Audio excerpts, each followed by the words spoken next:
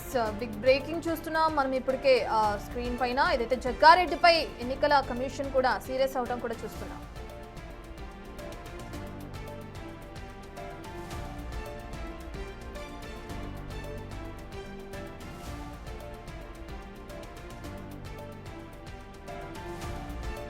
విచారణకు ఆదేశించినట్లుగా కూడా తెలుస్తుంది. రాష్ట్ర ఎన్నికల సంఘం ఏదైతే నిన్న జరిగిన ఆ పోలింగ్ కి సంబంధించి ఏ విధంగా అయితే జగ్గారెడ్డి ఆగ్రహం వ్యక్తం చేశారో కూడా మనం చూస్తున్నాం.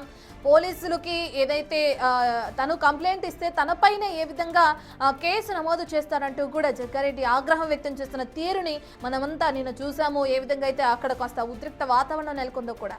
అయితే ఈ విషయం తెలుసుకోకుండానే పోలీసులపై జగ్గారెడ్డి ఆగ్రహం వ్యక్తం చేశారని కొంతవరకు అయితే ఇప్పటికే ఆందోళన కూడా వ్యక్తమవుతుంది. అసలు నిన్న ఏం జరిగింది ఏంటి అనేది కూడా ఇప్పటికే మనకి తెలుస్తున్నట్లుగా కూడా తెలుస్తుంది. జగ్గారెడ్డి ఇంత ఆగ్రహానికి గురవడానికి గల కారణాలు ఏంటి అనేది కూడా తెలుస్తుంది.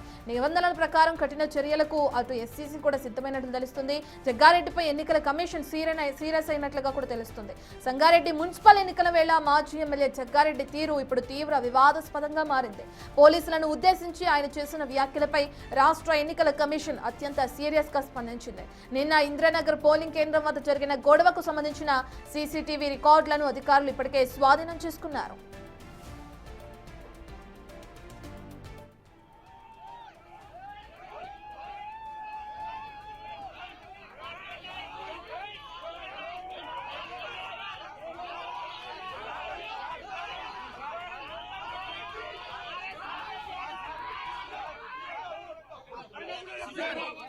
ఇంద్రానగర్ పోలింగ్ స్టేషన్ వద్ద 34వ వార్డు మహిళా అభ్యర్థి రిజ్వానా కుమారుడు అలాగే హైమద్ అక్కడున్న అధికారులను పోలీసులను దూషిస్తూ ఎన్నికల విధులకు ఆటంకం కలిగించారు. ఓటర్ల నుంచి ఫిర్యాదు రావడంతో పోలీసులు ఆయనను అక్కడి నుంచి పంపించి వేసే ప్రయత్నం చేశారు.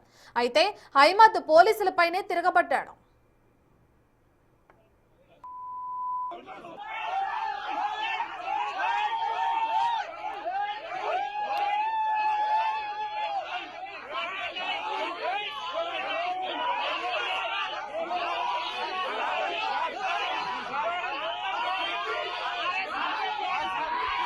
సరిగ్గా అదే సమయంలో అక్కడికి చేరుకున్న జగ్గారెడ్డి అసలు విషయం ఏంటో తెలుసుకోకుండానే పోలీసులపై విరుచుకుపడ్డారు.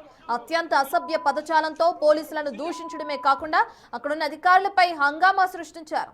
ఇక ఈ ఘటనను తీవ్రంగా పరిగణించిన ఎన్నికల కమిషన్ జగ్గారెడ్డిపై కేసు నమోదు చేయాలని ఆదేశించింది. ఇప్పటికే బాధితులైన పోలీసుల స్టేట్మెంట్ ను రికార్డ్ చేశారు.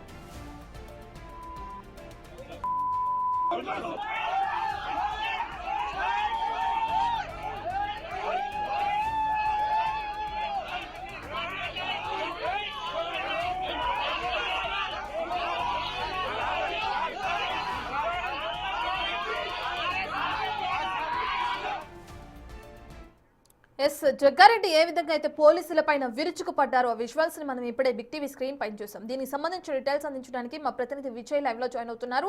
విజయ్, రాష్ట్ర ఎన్నికల సంఘం ఇప్పటికే ఆదేశాలు జారీ చేయడం చూస్తున్నాం. కఠిన చర్యలు తీసుకోవాలి, కేసు కూడా నమోదు చేయాలంటూ కూడా ఇప్పటికే పోలీసులకు ఆదేశాలు జారీ చేసింది కదా. మరి దీనికి సంబంధించి ఏ సెక్షన్ల కింద కేసు నమోదు చేసే అవకాశం ఉంది? మరో పక్కన జగ్గారెడ్డి ఏ విధంగా స్పందిస్తున్నారు అనుకోవచ్చు విజయ్?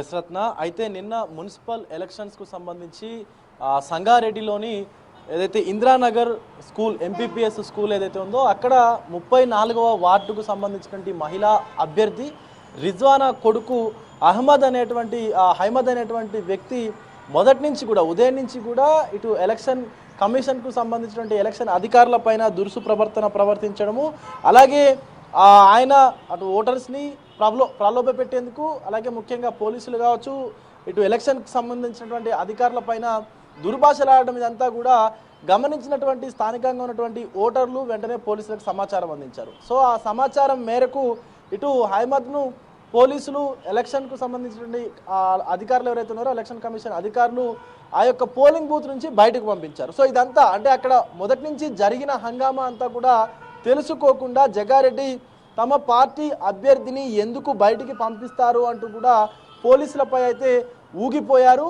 అనంతరం అక్కడ ఉన్నటువంటి లోకల్గా ఉన్నటువంటి సిఐ పైన కూడా బూతు పురాణం అయితే మొదలుపెట్టారు. సిఐని బండబూతులు తిడుతూ పరుష పదజాలంతో సిఐ పైన రెచ్చిపోయి బీఆర్ఎస్ నాయకులకు బీఆర్ఎస్కు సంబంధించినటువంటి కార్యకర్తలకు సహకరిస్తూ రిగ్గింగ్కు సహకరిస్తున్నాడు సిఐ బీఆర్ఎస్ కు సంబంధించినటువంటి అధికారంలో ఉన్నప్పుడు బీఆర్ఎస్ కండువ కప్పుకున్నటువంటి అధికారిగా సిఐ పనిచేశాడంటూ కూడా ఇప్పటికే అటు సిఐ పైన కూడా అనేక ఆరోపణలు చేస్తూ పోలీసుల పైన కూడా పరుష పదజాలను అయితే గుప్పించారు. సో దీనికి సంబంధించి ఇటు ఎలక్షన్ కమిషన్ కూడా సీరియస్ అయింది.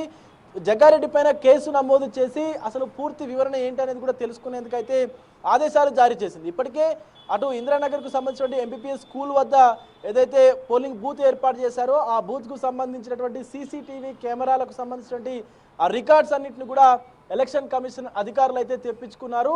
సో ఎప్పటి నుంచి ఈ యొక్క హంగామా జరిగింది, ఎప్పటి వరకు జరిగింది, అసలు ఉదయం నుంచి ఆ యొక్క పోలింగ్ బూత్లో ఏం జరిగింది అనేటువంటి దానిపైన కూడా ఇప్పటికే ఎలక్షన్ కమిషన్ అధికారులు అయితే పూర్తిగా సర్వే అయితే చేస్తూ ఉన్నారు. దానికి సంబంధించినటువంటి సీసీటీవీ ఫుటేజ్ను కూడా తెప్పించుకున్నారు.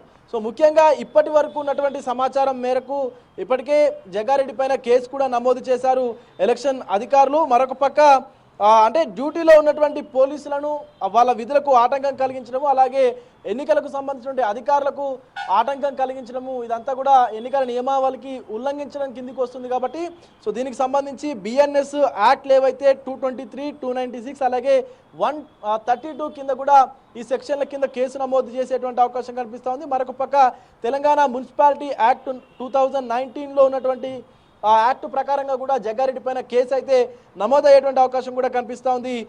రత్న అయితే ముఖ్యంగా అహ్మద్ ఉదయం నుంచి కూడా కాంగ్రెస్కు సంబంధించినటువంటి పార్టీకి అంటే తన అభ్యర్థి అయినటువంటి తన తల్లికే ఓటు వేయాలంటూ కూడా ఓటర్లను ప్రలోభ పెట్టడము, అలాగే ముఖ్యంగా అధికారులపైన తిరగబడి పోలీసులపైన కూడా దురుసు ప్రవర్తించడం అనేది అక్కడ ఉన్నటువంటి సీసీటీవీ కెమెరాలో కూడా రికార్డ్ అయినట్టుగా తెలుస్తూ ఉంది. దానికి సంబంధించి కూడా స్పష్టత ఇవ్వాలని చెప్పేసి ఇప్పటికే అధికారులను అయితే పోలీసులను అయితే ఇటు ఎన్నికల అధికారులు కూడా ఎన్నికల నియమావళికి సంబంధించినటువంటి ఏదైతే ఉల్లంఘన ఉందో దానికి సంబంధించి కూడా వివరణ ఇవ్వాలంటూ అటు సంగారెడ్డి మాజీ ఎమ్మెల్యే కాంగ్రెస్ వర్కింగ్ ప్రెసిడెంట్గా ఉన్నటువంటి జగ్గారెడ్డికి కూడా ఆదేశాలు అయితే జారీ చేసింది. ఇప్పటికే జగ్గారెడ్డి పైన కేసు కూడా నమోదైనట్టుగా తెలుస్తూ ఉంది. ఆ కేసుకు సంబంధించి ఎందుకు జగ్గారెడ్డి పోలీసులతో వాగ్వాదానికి దిగాల్సి వచ్చిందనేటువంటి దానిపైన కూడా ఒక క్లారిటీ ఇవ్వాల్సిందిగా అయితే దాంట్లో పేర్కొన్నట్టుగా తెలుస్తూ ఉంది మనకు రత్న.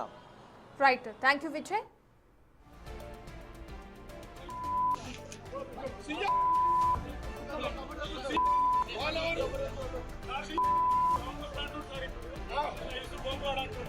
ఏం చేస్తాడు